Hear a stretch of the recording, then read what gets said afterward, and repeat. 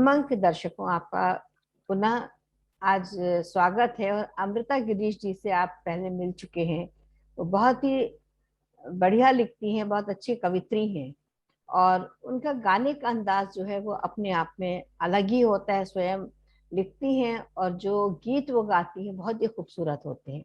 उसके साथ में वो कहानियां भी लिखती हैं। अभी उनका एक नया संग्रह आया है, सिसकती सांकलें। तो देखिए, एक मनुष्य के अंदर कितनी तरह की चीजें होती, कितने गुण होते हैं जिनको हम लोग समझ नहीं पाते हैं। तो ये तो एक उनका छोटा सा परिचय जो मैं जानती हूँ कि वो बहुत अच्छी कवित्री हैं, बहुत अच्छी कहानियां लिखती हैं, गीत गाती हैं। लेकिन वास्तविक जीवन में वो क्या करती हैं, ये तो हमने आज तक कभी उनसे पूछा ही नहीं। तो आज अमृता जी, आपका हम स्वागत करते हैं और ये जानना चाहते हैं कि वास्तव में आपका जीवन कैसा रहा, आप क्या करती थी, अभी क्या कर रही हैं। तो उसके बारे में भी थोड़ा सा हमको बताएं। और दर्शकों, सबसे बड़ी एक अच्छी बात ये कि पांचजन्य परिवार द्वारा आयोजित हल्द्वानी लिटरेचर फेस्टिवल में भी उनकी इस पुस्तक को प्रशंसा मिली है, उसको उन्होंने उसको पहचान दी है। तो ये एक बहुत बड़ी चीज होती है कि किसी भी लेखक या लेखिका की चीजें जब लोगों के सामने आती हैं और उसको एक नाम मिलता है, तो वो बहुत बड़ा अपने आप में एक अनुभव होता है। तो आज वो सारी चीजें हम लोग अमृता जी से जानना चाहेंगे कि अमृता जी, आप पहले तो ये बताएं कि आप करती क्या रही हैं और क्या आपकी दिनचर्या रहती है। धन्यवाद लेखा जी, अपने मंच पर मुझे बुलाने के लिए आपका बहुत बहुत धन्यवाद। और आप सबसे पहले मैं आपको भी शुभकामनाएं और बधाई देना चाहूंगी कि मुझे पता चला है आपका भी काव्य संग्रह तैरते पत्थर बिल्कुल। प्रकाशित हुआ है और इसका लोकार्पण भी हो चुका है। जी तो जी। आप भी मेरी शुभकामनाएं स्वीकार कीजिए। धन्यवाद, बहुत बहुत धन्यवाद आपका अमृता जी। जी। और आपने जैसा मेरे बारे में पूछा कि मैं क्या करती हूँ, तो अभी तो फिलहाल मैं लेखन से जुड़ी हूँ और साथ में छोटे छोटे शौक पूरे कर लेती हूँ। वो जैसा शौक आपने क्या बताया, है, जैसे वो शौक बताइए, वो आपके क्या है। शौक जैसे मेरा गायन है जी और थोड़ा बहुत समाज सेवा के कार्यों में भी जुड़ जाती हूँ जब जी अवसर मिला। ये है। और इससे पहले मैंने 20 साल तक मैंने शिक्षण कार्य किया है। जी। मैंने गवर्नमेंट पॉलिटेक्निक में एज ए लैंग्वेज लेक्चरर पढ़ाया है और okay. Government girls inter college में एज एन इंग्लिश लेक्चरर पढ़ाया है। इसके साथ साथ मैंने आर्मी पब्लिक स्कूल में भी काफी लंबे समय तक टीचिंग शिक्षा की है। की। देखिए दर्शकों, सबसे अच्छी चीज ये है कि जो आजकल एक चलन है अपनी मातृभाषा को महत्ता न देने की, तो ये वो कहते हैं कि आप भाषाएं सब सीखिए। जैसे वो खुद कह रही है कि वो इंग्लिश की लेक्चरर रही हैं, लेकिन हिंदी पे जो उनकी अपनी मातृभाषा पे जो कहते हैं पकड़ है, वो बहुत ज्यादा जरूरी होती है। तो ये न सोचा है आप, खासतौर से जो नई उम्र के बच्चे हैं उनको ये लगता है कि अंग्रेजी ही सब कुछ है।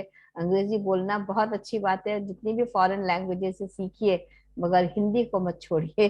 जैसा कि अमृता जी के हमारे सामने एक उदाहरण बन के बैठी हुई है। जी, बहुत बहुत इसके लिए तो शुभकामनाएं। आप लगता ही है जो अध्यापिकाएं होती हैं, जो टीचर्स होते हैं, वो एक सृष्टि का नया निर्माण करते हैं अपने स्टूडेंट्स को।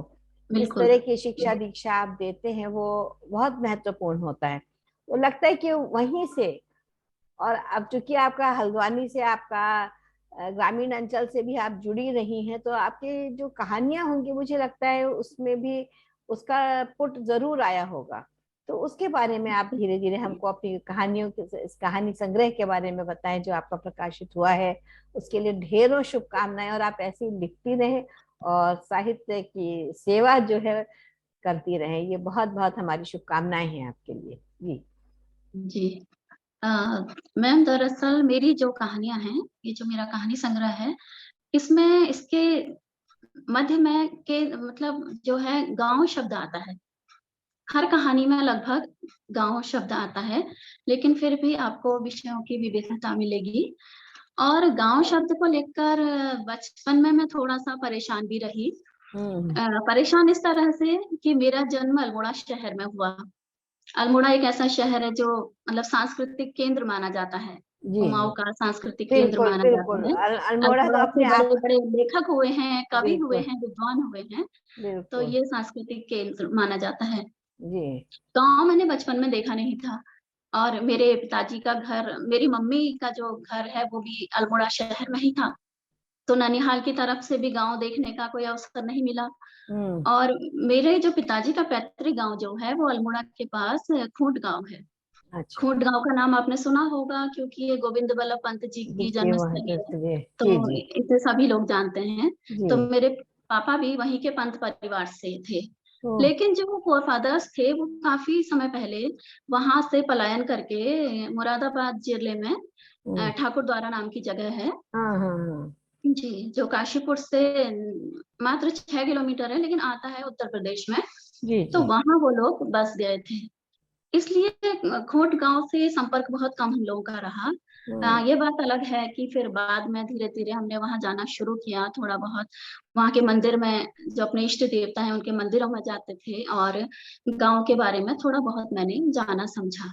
तो हम्म। गांव की समय, और मैंने एक प्रोजेक्ट वर्क भी किया था जॉब के साथ साथ, जिसमें गाँवों में जाना था, गाँवों से संबंधित जो था।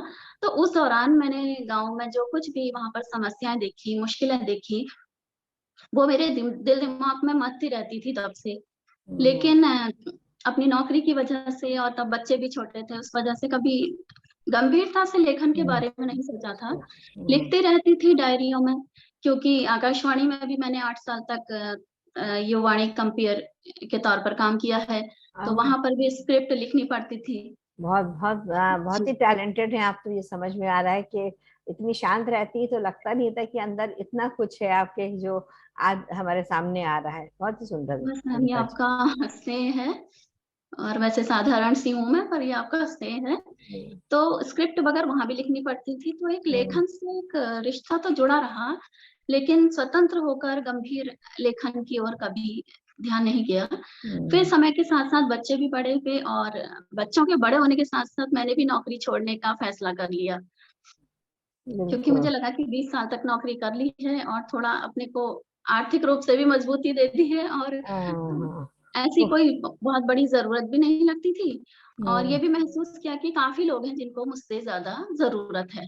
नहीं, ये बहुत अच्छी सोच जी, आपकी है कि आर्थिक रूप से स्वतंत्रता जो है स्त्रियों की होना बड़ी आवश्यक जी, होती है। कितना भी हमको मिलता रहे लेकिन फिर भी एक मन में कहीं रह जाता है कि अपना हाथ वो खाली है, सही बात लेकिन है। वो बिल्कुल, बहुत बहुत अच्छी बात है वो। बिल्कुल। जी। तो उसके बाद फिर मैं लेखन के क्षेत्र से जुड़ी, छोटी छोटी चीजें लिखते रही। अभी पिछले 4 साल पहले, 3-4 साल पहले तो मैं सोशल मीडिया में भी नहीं जुड़ी थी, क्योंकि जी। मैं फेसबुक और जो दूसरे माध्यम है सोशल मीडिया के, बिल्कुल ही नहीं देखती थी। ओह। तो उसके बाद धीरे धीरे लिखना शुरू किया, वो प्रकाशित भी हुआ, लोगों ने पसंद किया, तो लगा कि अब समय भी है और इस क्षेत्र में थोड़ा बहुत कार्य कर। बढ़ना चाहिए। बहुत तो ये अच्छा। पहला मेरा कहानी संग्रह आया है। जी जी। इसमें 13 कहानियां हैं कुल। जी। और 13 नंबर को लेकर लोगों के मन में थोड़ा सा एक दुविधा रहती है, मुझे लगता है कि पता 13 नहीं। नंबर को कई लोग अच्छा नहीं मानते। ऐसे तो अगर देखा जाए न्यूमरोलॉजी के हिसाब से तो उसका जो जोड़ है वो 4 हो जाएगा। जी, तो लेकिन इसलिए फिर भी सुना जाता है, जैसे कई जगह हाँ। होटलों में 13 नंबर का कमरा नहीं होता है, फ्लैट्स में, हम्म। सोसाइटी में नहीं होता है। उनको हम्म। 12 ए बी करके इस तरह से लिख देते हैं। जी जी जैसे जी। आपके उधर भी यही होता होगा, हाँ गाजियाबाद यही में होता है, होता यही है, लेकिन 12 मुझे ए 12 बी ऐसे करके इसको कर देते हैं, फिर 14 शुरू हो जाता है। हाँ तो हाँ। लेकिन मेरी जो बेटी है उसका जन्म जो है वो 13 अगस्त को हुआ है। हाँ हाँ। मेरे लिए तो नंबर बहुत शुभ है, बहुत मुझे शुभ है। लगता है। बिल्कुल इसलिए बिल्कुल। मैंने इसमें 13 कहानियां रखी कि इस तरह का ये एक अंधविश्वास है, इसको तोड़ना भी मेरा तोड़ना एक बहुत जरूर, उद्देश्य है। बहुत बहुत बहुत अच्छा प्रयास आपका है। और जी, ये अंधविश्वास को वाकई में तोड़ने की आवश्यकता है। हम लोग बहुत ज्यादा बिलीफ सिस्टम के साथ जुड़े हुए हैं, वो चीज बहुत जी। अच्छी आपने करी है जी। तो इसमें मैं आपको कहानियों के बारे में संक्षेप में बताऊंगी। जी जी जी। जैसे जो पहली कहानी है मेरी, उसका नाम है बरगद की छांव। वाह। ये कहानी कथाबिंब एक विशुद्ध साहित्यिक पत्रिका है, जी। उसमें प्रकाशित हुई थी। और इस अच्छा। कहानी को लेकर मुझे बहुत सारे लोगों के मतलब टेक्स्ट मैसेजेज आए, व्हाट्सएप में संदेश आए। उन्होंने कहानी को बहुत पसंद किया था। जी जी। तो इस कहानी को मैंने अपने इस पुस्तक में पहला स्थान दिया। बहुत अच्छा है, बहुत। तो अब ये बरगद जो की छांव कहानी है, तो मुझे लगता है कि वैसे ही दोनों रूप से देखा जाए, जी फिजिकली भी देखा जाए और वैसे भी बरगद की छांव जो होता है ये बहुत ही गूढ़ इसका अर्थ निकलता है, समझने जी की बात जी। है। बहुत ही सुंदर आपने कहानी का नाम दिया है। जी। तो इस कहानी के बारे में आपको संक्षेप में बता दूं जी। कि बरगद की छांव एक इसमें एक महिला है जिनका नाम आशा जी है। तो ओरिजिन तो उनके पति का भी गांव से था, लेकिन नौकरी की तलाश में वो शहर में चले गए थे, और रिटायरमेंट के बाद वो मुंबई के किसी उपनगर में रहते थे, पति पत्नी, और बच्चे उनके विदेशों में थे। हम्म। इसी बीच आशा जी के पति की मृत्यु हो जाती है रिटायरमेंट के बाद, और वो अकेली पड़ जाती है। वो अपने बेटों से, उन्हें विदेश घूमने का बहुत शौक था, हम्म। और वो अपने बेटों से इस बात का अप्रत्यक्ष रूप से जिक्र भी करती हैं। लेकिन उनके बेटे अपनी मजबूरी बताकर, अपनी व्यस्तता बताकर माँ की बात को ध्यान नहीं देते। तो आशा जी फैसला करती हैं कि एक बार अपने गांव की तरफ जाने का फैसला करती हैं, जो वर्षों पहले उन्होंने छोड़ दिया था शादी के बाद। जी। गांव जब वो जाती हैं, वहां देखती हैं कि लोग उनका खूब आदर सत्कार कर रहे हैं और उन्हें बहुत प्यार मिल रहा है। तब वो महसूस करती हैं कि जब हम बड़े बड़े शहरों में फ्लैट्स में रहते हैं, तो हमारे सामने वाले दरवाजे जो रहता है उसे पता नहीं रहता कि हम मैं कौन है, कौन हमें है? उसके बारे में कुछ पता नहीं रहता, दुख सुख में कोई साथ नहीं देता। लेकिन गांव में इतना प्यार है, इतनी मोहब्बत है। और तो उनका बेटा उनसे एक बार जिक्र किया था, उनके बेटे ने, कि गांव में हमारी जो जमीन है उस पे हम रिजॉर्ट बना लेते हैं, क्योंकि आजकल गाँवों में बहुत प्रचलन है, हम्म। होम स्टे और रिज़ॉर्ट्स वगैरह बन रहे हैं। इससे काफ़ी अच्छा मुनाफ़ा भी लोगों को हो रहा है, पर्यटक आते हैं। हम्म। तो आशा जी ने अपने बेटे की इस बात पर हामी भर दी थी।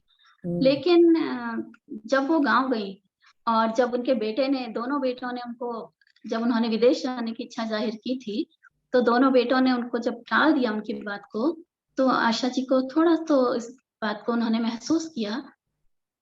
उन्होंने अपना विचार बिल्कुल बदल दिया कि रिज़ॉर्ट बनाने की जगह उन्होंने वहाँ पर फलदार पेड़ लगवा दिए गाँव में, और वहीं रहने का फैसला किया।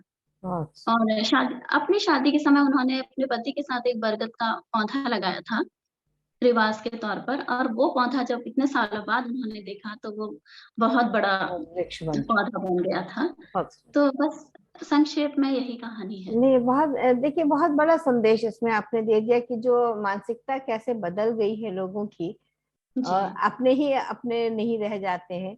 और ये जो गांव की मिट्टी की खुशबू है वो वास्तव में अपनी है, ये जी, समझ वो आ अपने जाए रूप लोगों में को चले तो बहुत जाते हैं। बहुत सुंदर भाव है, बहुत बहुत खूबसूरत।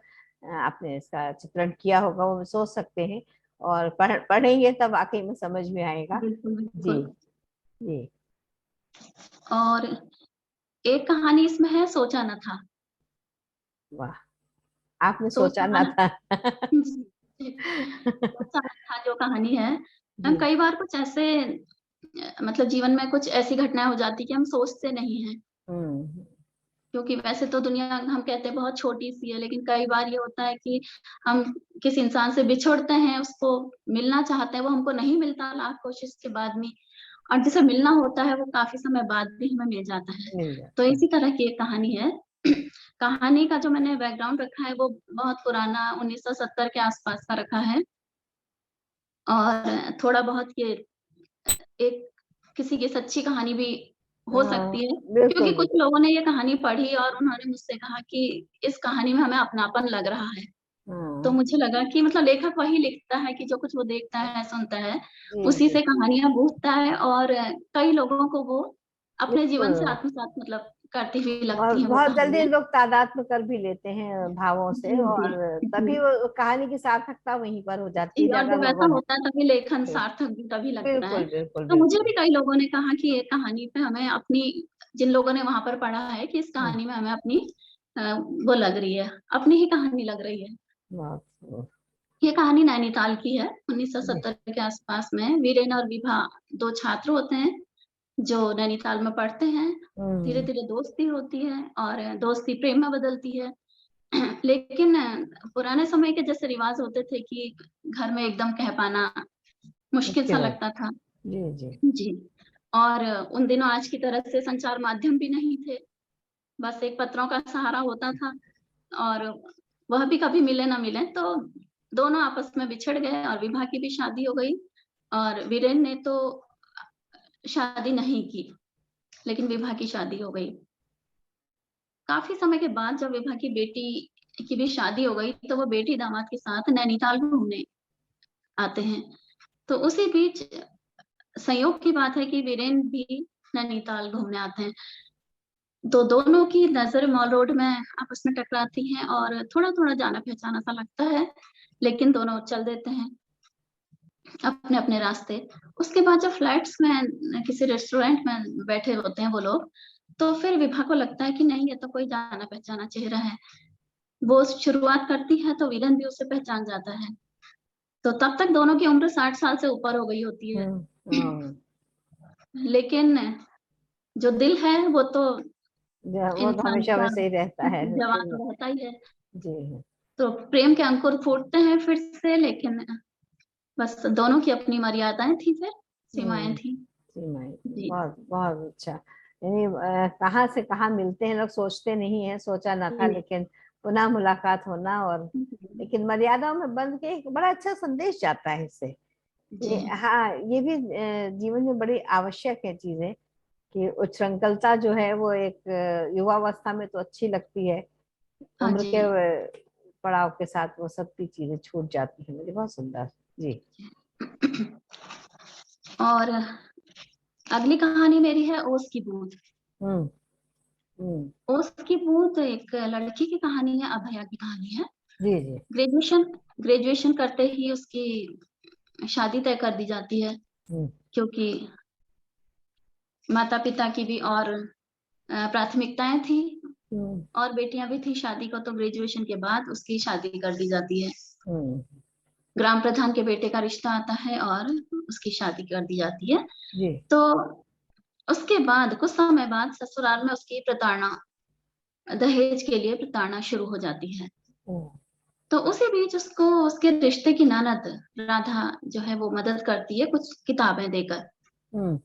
जब अभया उससे बताती है कि मैं आगे पढ़ना चाहती हूँ, हम्म। तो उसको कुछ किताबें देकर वो मदद करती है। हम्म। इन्हीं किताबों में एक किताब होती है जिसमें कुछ कोटेशंस होते हैं, जी। और ओबामा मिशेल ओबामा के इसमें कुछ कोटेशंस होते हैं।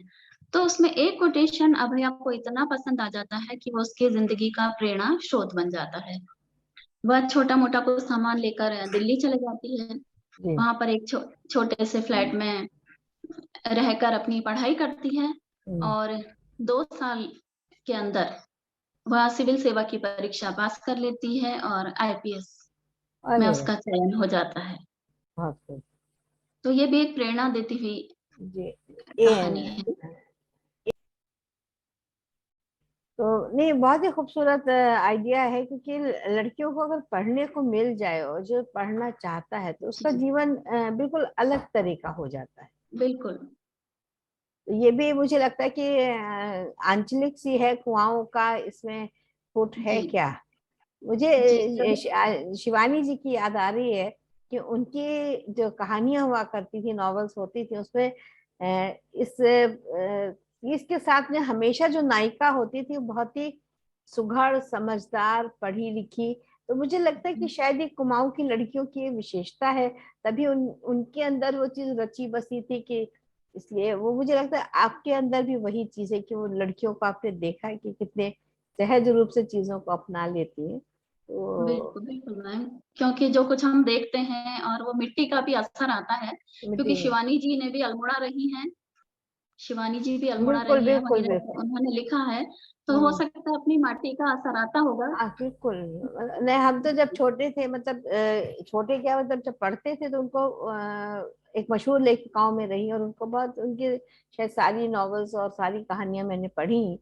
तो जी, आज आपकी बात सुन के मुझे उनकी वास्तव में याद आ गई, कि पढ़ा जी, नहीं है, लेकिन जो आपने बताया है संक्षिप्त में, उससे जी। उस चीज को हम रिलेट कर सकते हैं कि शायद ये कुमाऊं की मिट्टी का हाँ, वो है कुछ असर। बिल्कुल। जी। जी अमृता जी, बहुत सुंदर सफर चल रहा है आपके साथ। और एक कहानी है अनोखी प्रेम गाथा। जी।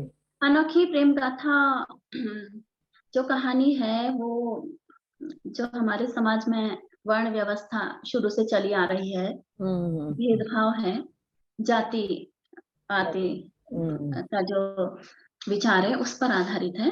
ये कहानी डॉक्टर मेघा और डॉक्टर आलोक की है।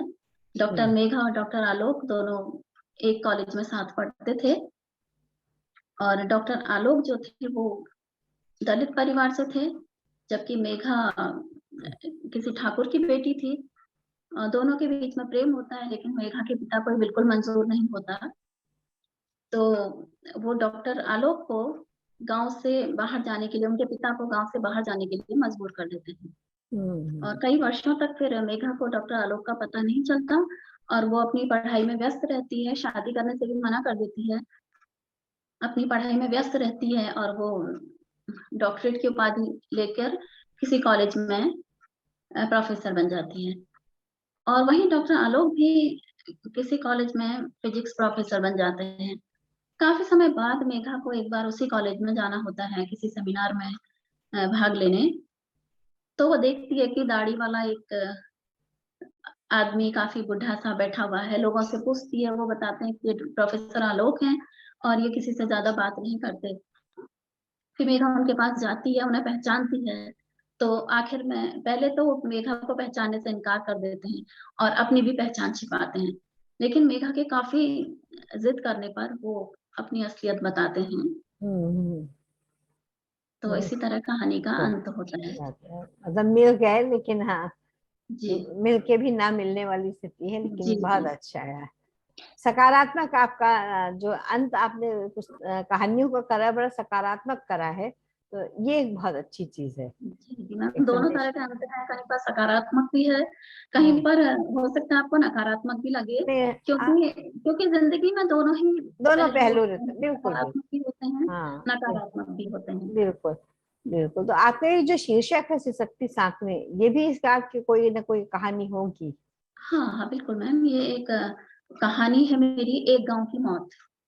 हम्म एक गांव की मौत से जैसा आपको समझ में आ रहा होगा कि गांव की मौत क्या होती है। आजकल गांवों से पलायन हो रहा है, हम्म लोग गांव में रहना नहीं चाहते, क्योंकि सबको सुख सुविधा वाला जीवन जीने की इच्छा है। गांवों हम्म में सुविधाओं की बिल्कुल अभाव है, और हम्म सबसे बड़ी बात है कि शिक्षा का अभाव है। हम्म तो आज हर कोई अपने बच्चों को शिक्षित करना चाहता है, अच्छी शिक्षा देना चाहता है, इसलिए हम्म गांवों से पलायन बहुत हो रहा है। उत्तराखंड में तो जैसे अल्मोड़ा जिले से और चंपावत जिले से बहुत ज्यादा पलायन हो चुका है, गांवों में ताले लगे हैं, वो खंडहर में तब्दील हो रहे हैं। हम्म तो इसी बात पर ये मैंने एक कहानी लिखी है, एक गांव की मौत। इसमें जो परिवार का बेटा होता है वो दिल्ली में रहकर किसी फैक्ट्री में काम करता है, उसकी पत्नी बच्चे और माता पिता गांव में रहते हैं, जैसा कि अधिकतर परिवारों में होता पर है यही होता है। पहाड़ के। जी। तो इसी बीच उसकी माता की मृत्यु हो जाती है। तो बेटा फिर पिता को बोलता है कि माँ की बरसी के बाद मेरी पत्नी और बच्चे भी मेरे साथ दिल्ली जाकर रहेंगे, यहाँ पर सुख सुविधाओं की कमी है और बेटा दिल्ली जाकर पढ़ेगा। तो पिताजी को कहता है कि आप यहाँ अकेले कैसे रहेंगे, आप भी हमारे साथ चलेंगे। पिता काफी मना करते हैं, वो कहते हैं कि मैं मतलब इस जमीन से जुड़ा हुआ हूँ, ये मिट्टी में ही मेरा मतलब मैं इसी मिट्टी में मिलना चाहता हूँ, अब इस उम्र में मैं शहर नहीं जाना चाहता। लेकिन मजबूरी थी कि पिता को बेटे के साथ जाना पड़ा। जब वो लोग जाते हैं तो जब दरवाजे पर साकल चढ़ती है, साकल कुंडी जो होती है हाँ बिल्कुल बिल्कुल जी। वाली, हाँ तो वो हाँ जो साकल चढ़ती है, वो जब खनकती है, तो उस बूढ़े व्यक्ति की आंखों में आंसू आ जाते हैं, हम्म, क्योंकि गांवों के मकान में तो कभी उन्होंने देखा ही नहीं था कि साकल लगी हुई या ताला लगा हुआ, कभी देखा ही नहीं था। गांवों के मकान हमेशा खुले रहते खुले थे, रहते हैं। ताले लगाने का ना कुछ वहां पर होता है, और न ऐसी टेंडेंसी लोगों में है, हाँ, हाँ, घर हमेशा खुले ही रहते थे। तो उस वक्त बूढ़े आदमी की आंखों में जो आंसू आते हैं, तो उसी के से को मैंने आपने, ध्यान में रखते हुए इसका शीर्षक मैंने सिसकती सांकलें रखा। और आपने सांकल कहा तो वो सांकल बिल्कुल आँख के सामने मेरे आ गई। और हम लोग के भी पुराने घरों में ऐसे ही होती थी, चढ़ाया जाता था पुराने घरों में कुंडी वही के। था। हाँ, और उसकी आवाज जो लोहे की वो चेन होती थी, उसकी आवाज ही अलग हुआ करती थी। तो जी। बहुत बहुत सुंदर, बहुत सुंदर जी। हाँ, और अगली कहानी, अच्छा बीच में मैं आपको एक चीज बताना चाहूंगी, शायद मैं भूल गई। गांव शब्द ने मुझे बचपन में काफी परेशान किया, क्योंकि जब मैं स्कूल में पढ़ती थी, छोटी थी उम्र की, तो सभी दोस्त हैं, जैसा मैंने आपको बताया कि मेरी माता पिताजी दोनों अल्मोड़ा शहर में जन्मे, तो गांव मैंने देखा नहीं था। तो हम्म। मेरे साथ की जो सहेलियां थी वो अपने अपने गांव जाती थी छुट्टियों में, हम्म। और वहां से वो कुछ जो सीजनल फ्रूट्स वगैरह होते हैं गांव के, वो सब लेकर आती थी। आपस में बैठ के बांट के खाते थे इंटरवल में। तो वो मुझसे भी पूछती थी कि तुम्हारा गांव कहाँ है, या तेरा गांव कहाँ है। तो मैं तो वैसे ही बहुत कम बोलती थी, और इस बात पर तो मैं बिल्कुल चुप हो जाती थी कि मैं कहाँ बताऊं अपना गांव, गाँव का। मैंने तो गांव देखा ही नहीं था। तो हाँ, इस ये भी बात थी कि गांव शब्द एक मेरे दिमाग में हमेशा चलता रहा, चलता। और मैंने अपने कहानी संग्रह के लिए इसी विषय को चुना। आपको आज एक बात और मैं भी साझा करती हूँ कि हमारा बिल्कुल। भी गांव से कोई ऐसा नाता नहीं रहा कि माता पिता सब शहर में ही पले बड़े। लेकिन हमारी एक मासी थी, वो जो एक्चुअली गांव होता है वहां रहती थी। मासा जी अच्छा। हमारे गवर्नमेंट स्कूल के टीचर थे। तो जी। वहां पर हम उन्हें उनके साथ हमें करीब 20-25 दिन रहने का मौका मिला। तो वो जी। जो गांव के रोज गांव में वो गोबर से फर्श लीपे जाते थे, हाँ जी। चूल्हा जल रहा है, टॉयलेट्स की कोई सुविधा नहीं थी, तो सुबह सुबह उठ के जंगल की तरफ जाओ। तो हम लोग चूंकि शहर में पले बड़े थे, और जी। बड़े बड़े हमारे फादर हमारे गवर्नमेंट ऑफिसर थे, तो बड़े घर हमको मिला करते थे। तो वो हमारे लिए जो एक अनुभव था, वो बहुत ही अलग था कि नदी में जाके नहा रहे हैं और गन्ना जी। तोड़िए और खेत से निकाल के मटर तोड़ के खाइए। वो जो आनंद था वो मैंने असल में गांव में लिया है। तो मैं उसको कोरिलेट कर सकती हूँ जो बात आप कह रही हैं कि गांव बिल्कुल का बिल्कुल। जीवन कैसा होता है। गांव में काफी चेंजेस आए हैं, लेकिन कमोबेश आज भी वही हालत है लगभग। हाँ जो वही। बिल्कुल हाँ इंटीरियर गांव है, वहाँ अभी भी सुख अभी सुविधाएं भी। नहीं है। हाँ ये बात हम वहाँ आपको आज बता भी रहे हैं लोगों को चलाना पड़ता है। सन 67-68 की बात ही हम आपको बता रहे हैं जी। कि जी। इतनी पुरानी बात है। लेकिन वो जी। स्मृतियां ऐसी मधुर हैं कि हम लोग उसको जीना चाहते थे कि असल में गांव क्या होता है। सिर्फ पढ़ा बिल्कुल। पढ़ा था, लेकिन वहां जाके रहने का जो अनुभव था वो अपने आप में एक वो अलग अनूठा होता है, सही बात अनूठा अनुभव था। है। जी। जी, या बताइए। और मैम अगली कहानी एक है, विक्षिप्त कौन। विक्षुप्त। विक्षिप्त कौन। विक्षिप्त कौन। विक्षिप्त। हाँ विक्षिप्त विक्षिप्त जी मतलब जी जी, जी जी जी। पागल जिसको कह हाँ सकते हैं नहीं कि। नहीं समझिए, वो शब्द में नहीं सुन पाई थी जी। हाँ जी। विक्षिप्त कौन एक महिला की कहानी है, गांव की महिला है ये भी। और जब तक महिला के पति थे तो संपन्न परिवार था महिला का भी। संपन्न मतलब गांव हाँ में जिसको संपन्नता समझा जाता है, उस हिसाब बिल्कुल से जी। संपन्न परिवार था। महिला के पति की मौत, असमय पति की मौत हो गई, और एक छोटा बच्चा था। एक बच्चे की भी मौत हुई, फिर दूसरा बेटा हुआ, उसकी भी मौत 20 साल की उम्र में लगभग हो गई। ये कहानी भी थोड़ा बहुत जानी पहचानी है, मतलब थोड़ा बहुत वास्तविकता के पास है ये कहानी भी, जी। देखी सुनी घटना पर आधारित है। हम्म। तो दूसरे बेटे की भी मौत 20 21 साल की उम्र में हो जाती है। अब जिस महिला की जिंदगी में इस तरह के दुख आए हों, तो वो महिला तो एक तरह से पागल सी हो ही जाती है। बिल्कुल। और लोगों ने उसे और पागल बना दिया, क्योंकि गांव के लोगों ने, किसी ने उसके जमीन पर कब्जा कर लिया। गांव में भी इस तरह की वो होता होने है। लगी, बिल्कुल। होती हैं। इसमें कोई दो राय नहीं है कि ये- गांव में भी कब्जे की चीजें और ये सब घटनाएं हाँ होती नहीं, हैं। बिल्कुल बिल्कुल।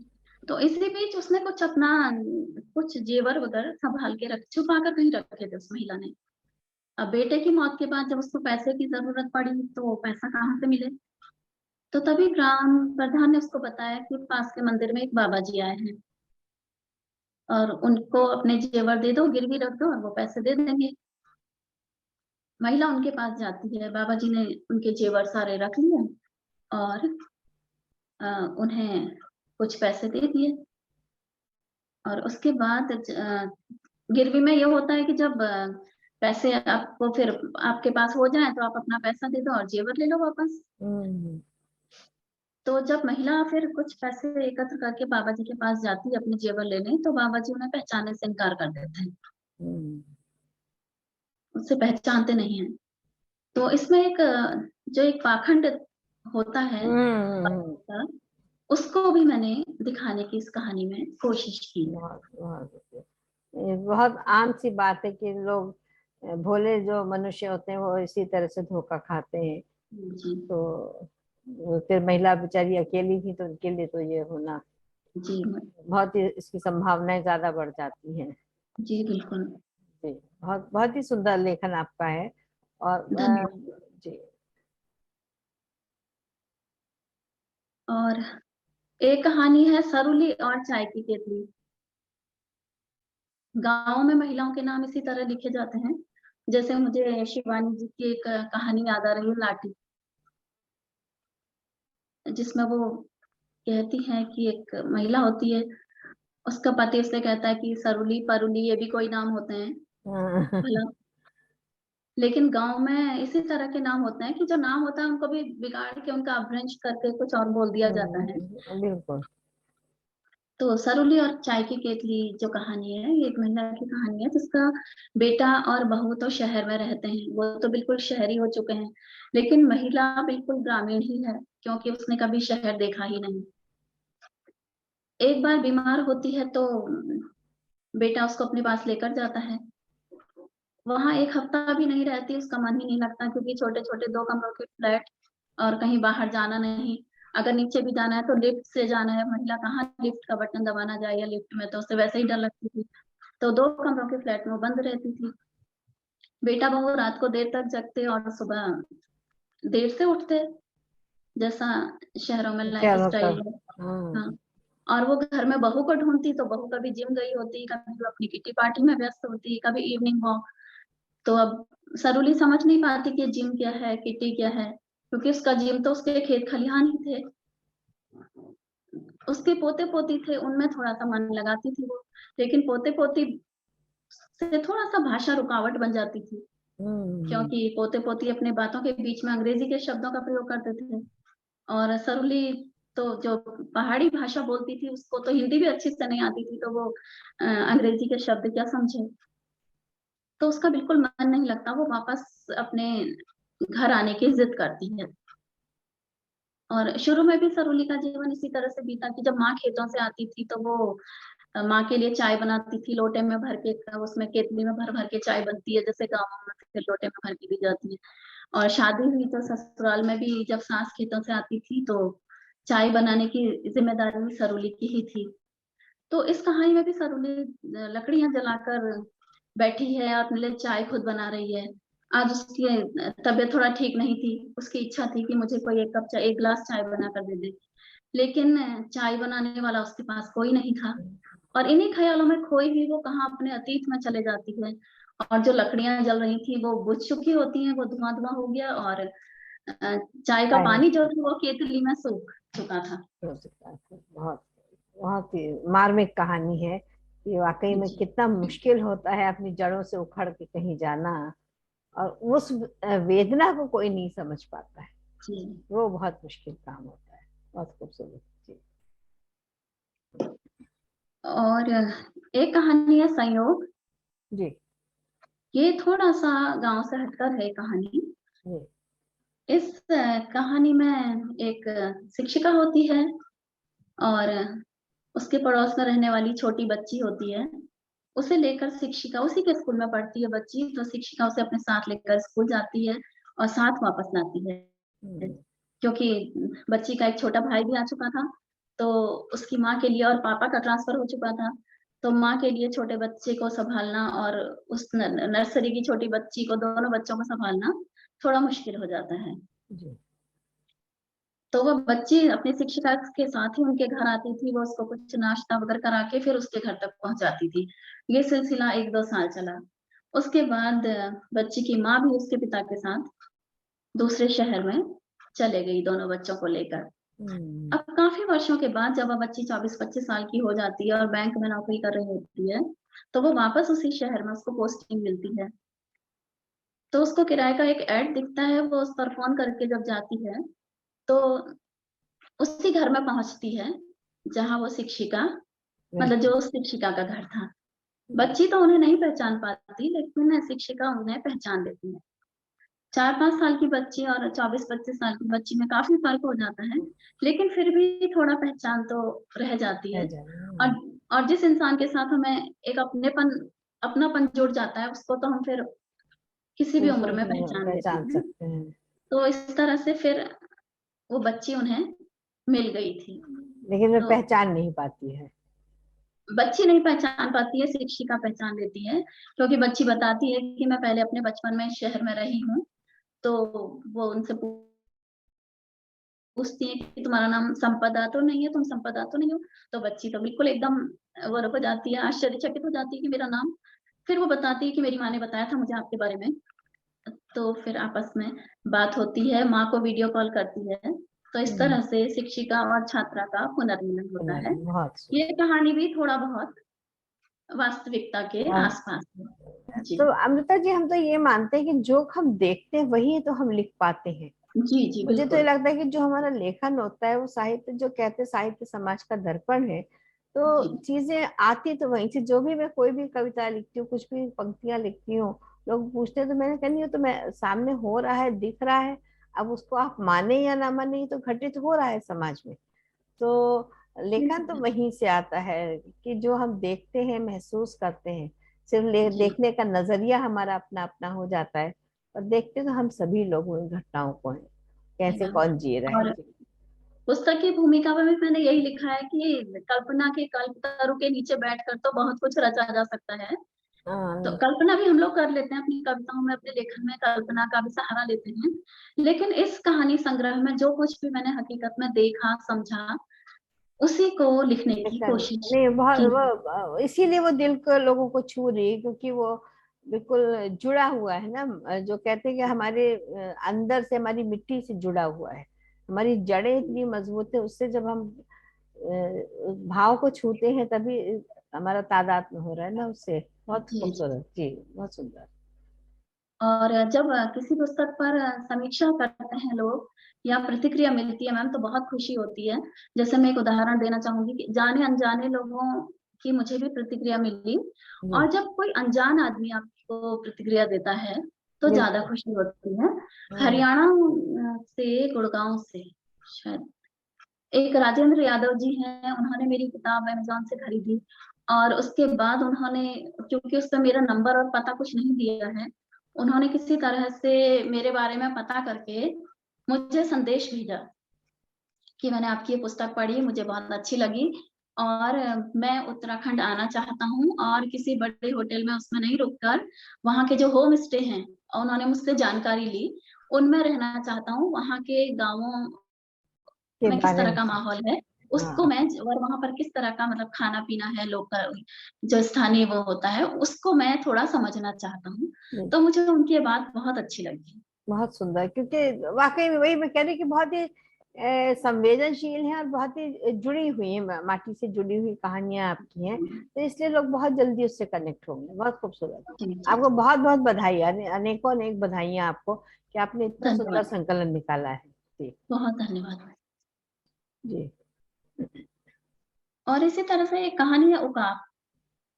उकाब शीर्षक का हो सकता है अर्थ सभी लोगों को ना मालूम हो। हम्म, उकाब का अर्थ होता है गिद्ध, और गिद्ध भी जो बड़ा वाला गिद्ध होता बड़ा, है। जी, जी, जी, बड़ा गिद्ध। जी, ये ग्रामीण महिला की कहानी है।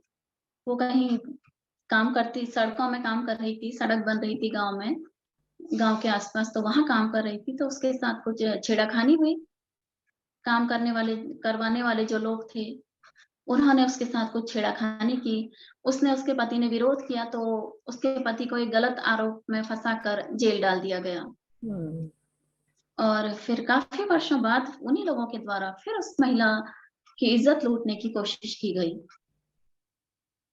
तो इस तरह की एक कहानी है कि महिलाओं के साथ जो इस तरह हम्म, की घटनाएँ होती हैं, उनको मैंने दर्शाने की इस कहानी कोशिश में करिए। कोशिश की है। आपने सभी पहलुओं को छुआ है, तो जी, बहुत अच्छी कोशिश बात। कोशिश तो वाह, मैंने पूरी की है मैम।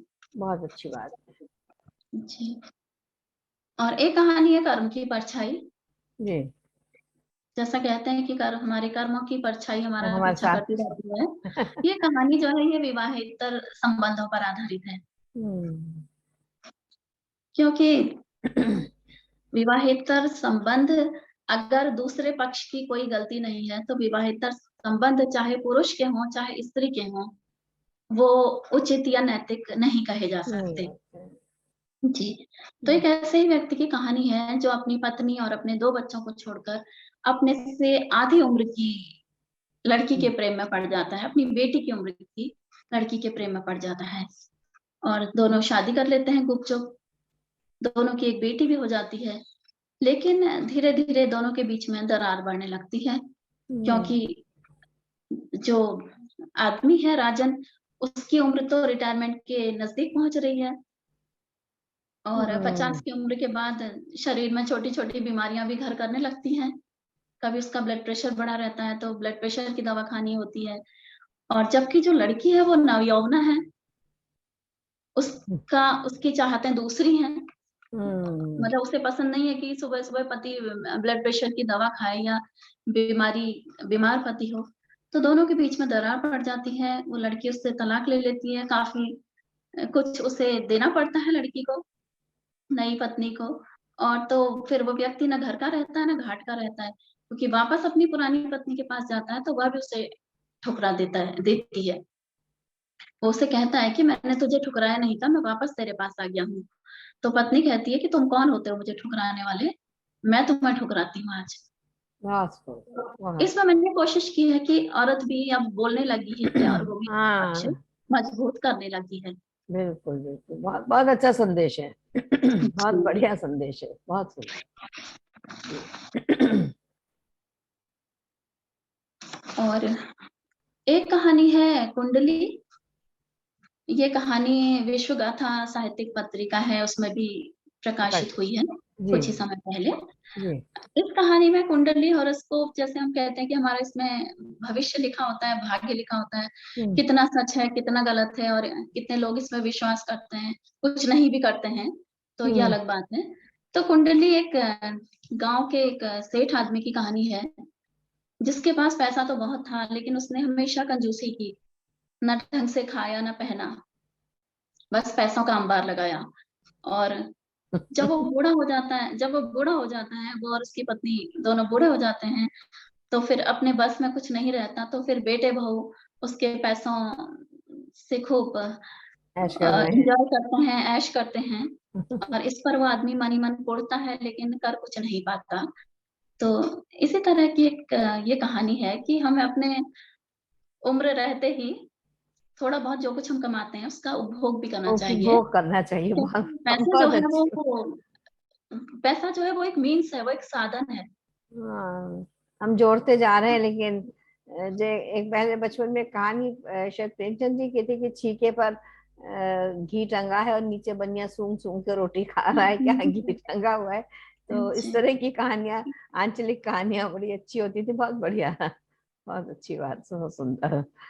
तो लेखन तो आपका बहुत ही अच्छा, प्रभावशाली मुझे लग रहा है कि जिन्होंने भी पुस्तक कहानी आपकी पढ़ी है वो आपसे जुड़े ही, तो बहुत ही अच्छी बात है। और ये होगा भी, क्योंकि आपने बहुत ही खूबसूरत तरीके से अपने भावों को और चीजों को दर्शाया है कि जो हमारे समाज में घटित हो रही है।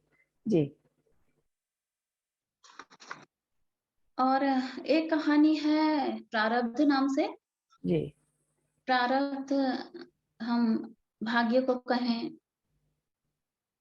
तो प्रारब्ध एक गांव के ही आदमी गोपाल की कहानी है। इस कहानी में जो लेखिका है वो दिल्ली शहर में रहती है और गांव जाती है अपने काफी सालों बाद। तो गोपाल एक गांव में ही रहता है। एक लड़का है, किसानी करता है और वो लेखिका के घर को साफ-सुथरा करके तैयार रखता है उनके पहुँचने पर। उन्हीं दिनों ये किसान आंदोलन के दौरान लिखी गई कहानी है, मतलब उससे जुड़ी हुई कहानी है। Okay okay. तो गाँव में मोबाइल तो था नहीं उस गोपाल के पास। जब वो गाँव से दूर ऊपर कहीं दुकानों में जाता था, तो वहाँ पर जो दुकानदार था, उसके मोबाइल में वो किसान आंदोलन के वीडियो वगैरह देखता था, उससे काफ़ी प्रभावित वो रहा था हुआ था। तो जब दिल्ली से दीदी उसकी पहुँचती है, तो वो उनसे आग्रह करता है कि मैं भी आपके साथ दिल्ली चलूँगा, जब वो लौटने लगती हैं। वो उसे टालना चाहती हैं कि मतलब अपनी गाड़ी में आप एक किसान को कहाँ पर आप दिल्ली लेकर जाएँगे? उसके कपड़े भी गंदे होते हैं, कपड़ों से भी बदबू आती है। अब जो दिल्ली में रहती है लेखिका, या उसकी जो दीदी है वो दिल्ली में रहती हैं, तो वो कैसे उसको ले जाएं, फिर दिल्ली में ले जाएं तो अपने घर भी ले जाना पड़ेगा, और घर में इतनी जगह नहीं होती 3 कमरों के फ्लैट में कि एक कमरा अपना है, एक बच्चों का है, और एक ड्राइंग रूम है जहाँ पर मेहमान आए तो उनके लिए सुरक्षित है। वो उससे काफी टालना चाहती है कि देख तू वहां आकर क्या करेगा, इतना कोरोना फैला है और तू दिल्ली में कैसे आएगा, तेरे पास तो कुछ नहीं है। कहती है कि कई तरह से उसको समझाने की कोशिश करती है कि भगवान तो गंजे को नाखून भी नहीं देता, और तेरी पत्नी वैसे ही बीमार है, क्योंकि गोपाल की पत्नी अक्सर बीमार रहती थी, और उधर गांव के आसपास में कोई ऐसा हॉस्पिटल नहीं था जहां वो दिखा सके। तो फिर भी वो एक बार और कोशिश करता है कि दीदी मुझे अपने साथ ले जा लीजिए, और मैं भी किसान भाइयों से जुड़ना चाहता हूँ, और जब आंदोलन खत्म हो जाएगा फिर मैं इसको, कमली को कहीं अस्पताल में दिखा लूंगा। तो मजबूरीवश दीदी को उसको अपने साथ लेकर जाना पड़ता है, उसको जहां पर किसान आंदोलन, गाजीपुर बॉर्डर जहां भी किसान आंदोलन चल रहा था वहां पर उसको उतार देती है। 2-3 दिन बाद उसका फोन आता है किसी दूसरे किसान के नंबर से कि दीदी आप कहाँ हो, कैसी हो, और आंदोलन बहुत, ठंड तो बहुत हो रही है लेकिन आंदोलन जोरों पर है, आंदोलन की गर्मी है, और गांव जाने से पहले मैं एक दिन आपके घर जरूर आऊंगा। फिर दीदी के माथे पर बल पड़ जाता है कि ये मेरे घर आएगा तो इसको कहाँ टिकाऊंगी, कहाँ रखूंगी, तो वो उसको किसी तरह से टाल देती है।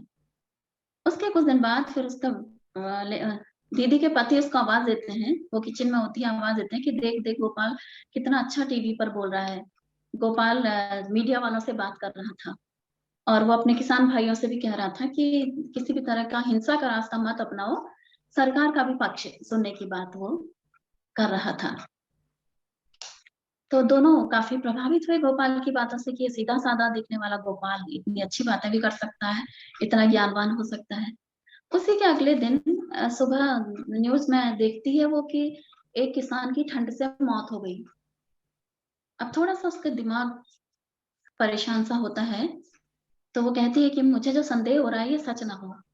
लेकिन जब उस किसान की पहचान हुई तो पता चला कि उसका शक सही है और ये गोपाल ही था।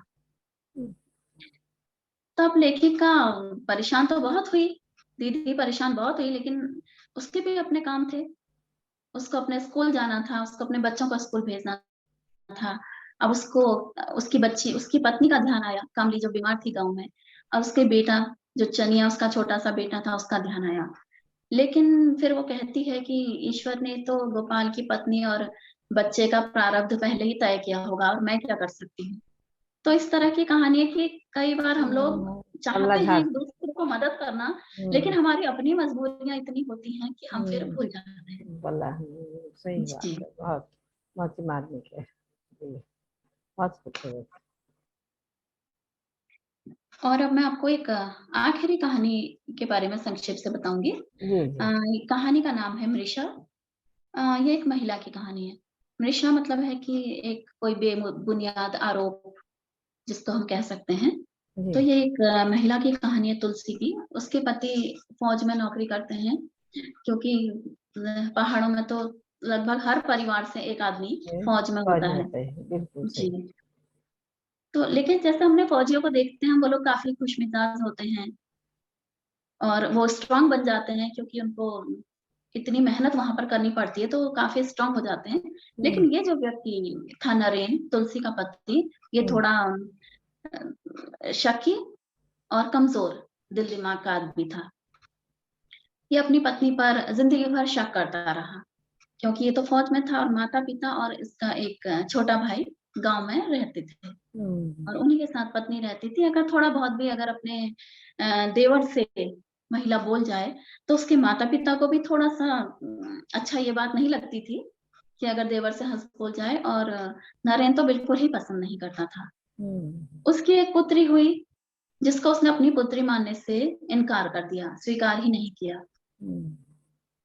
तो इसी तरह की ये कहानी है कि महिला अपनी इच्छा से अगर अकेले गांव में ना भी रहना चाहे, उसको मजबूरी में रहना पड़ता है, और उसके बाद भी उस पर कई तरह के लांछन लांछन कई बार लगाए। बेवजह लग जाते हैं। बहुत सुंदर। तो बहुत ही कमाल की आपकी कहानियां हैं, वाकई में बिल्कुल डूब के मैंने सुनी। और दर्शकों आपने भी सुनी, आप भी इनका ये सशक्ति सांकलें जैसे ये बता रही हैं अमेजोन पर उपलब्ध है। किसका प्रकाशन है, कहाँ, किस प्रकाशन के द्वारा? प्रलेख प्रकाशन, मुंबई। तो वहां से इन्होंने प्रकाशित कराया है, और आप इसको जरूर पढ़ें और समझें कि किस तरह से एक एक दर्द जिसका भी व्यक्ति का है उन्होंने जिया है, उसको लिखा है। तो बहुत बहुत आपको बधाई आपके इस संकलन के लिए, और ऐसे ही आप लिखती रहें और हम इसका रसास्वादन करते रहें, और जरूर हम भी इस किताब को मंगा के पढ़ेंगे। तो बहुत बहुत आपको अनेकों अनेक शुभकामनाएं। तो दर्शकों इस चैनल को लाइक करें, शेयर करें और सब्सक्राइब करें, जिससे कि आज जो बातें अमृता जी ने अपने संकलन के बारे में हमें बताई हैं, सशक्ति सांकलें, लेकिन नाम ही कितना खूबसूरत है, ये हर कोई पढ़े और उसके साथ जुड़े, इसी शुभकामना एक के चीज साथ। एक जी चीज और जोड़ना चाहती हूँ। जी एक छोटा सा चैनल मैंने भी शुरू किया है, जी अमृता पांडे नाम से ही। इस चैनल में मैं कुछ कभी गुनगुना लेती हूँ, कभी अपनी ही रचनाओं को पढ़ लेती हूँ। जी जी तो बिल्कुल जी, बिल्कुल बिल्कुल बिल्कुल, वो उसका भी नाम आ गया, अब लोग उसको भी देखेंगे और उसको भी बिल्कुल। सब्सक्राइब करें और उसको सब्सक्राइब करें। तो बहुत बहुत शुभकामनाओं के साथ यहीं पर इसको आज हम विराम देते हैं बहुत कार्यक्रम को। धन्यवाद आपका अपने मंच थैंक यू। पर मुझे आमंत्रित करने अरे के लिए। आप हमेशा आमंत्रित हैं, आप हमेशा आइए, बहुत अच्छा लगता है।